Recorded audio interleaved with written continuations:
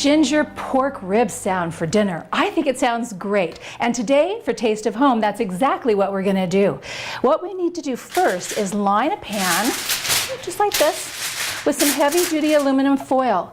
And I bought boneless ribs because I wanted them to be nice and tasty and meaty. And we're gonna rub them with garlic.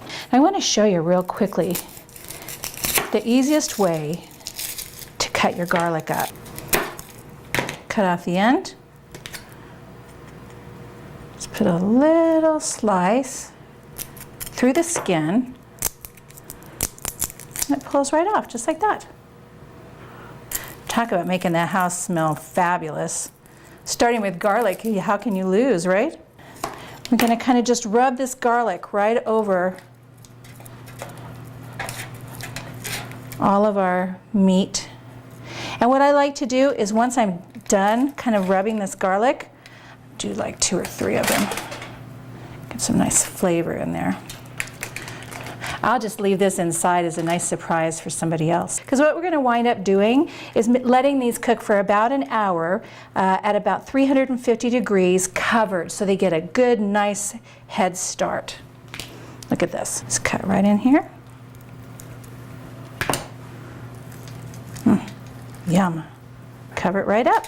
So before we stick these into the oven, we need to cover them up. They've got the garlic in there. Life is good for these little pork ribs. Nice and tucked in, 1 hour, and we'll be back to check on these. All right, now our ginger oven pork ribs have been in a 350 degree oven for an hour. Remember, we rubbed them with garlic. Oh, so delicious. And of course, naturally, there's going to be some juice in the bottom of this. We're going to use that for a basting sauce. So I've lined another pan over here with more foil. And we're just going to move these right over here. These are going to be so delicious, so tender, because they still have to cook another hour. They will knock your socks off. Look, there's a piece of the garlic that we had in there. Somebody's going to be happy with that one. Here's our ½ a cup of juice that was in the bottom. We're going to mix that with 6 tablespoons of this orange marmalade. Count them out with me. 1, 2, 3, 4, 5, 6. We also need 6 tablespoons of soy sauce.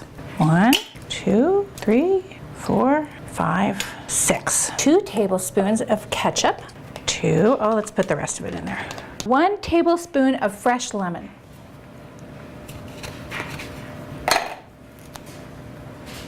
I always hold it like this so the seeds don't get in. I think that's about enough. Also a little bit of coarse black pepper.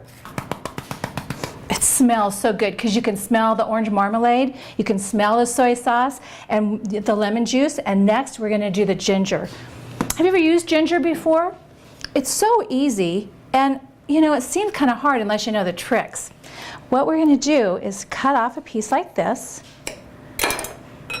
Oh, so good.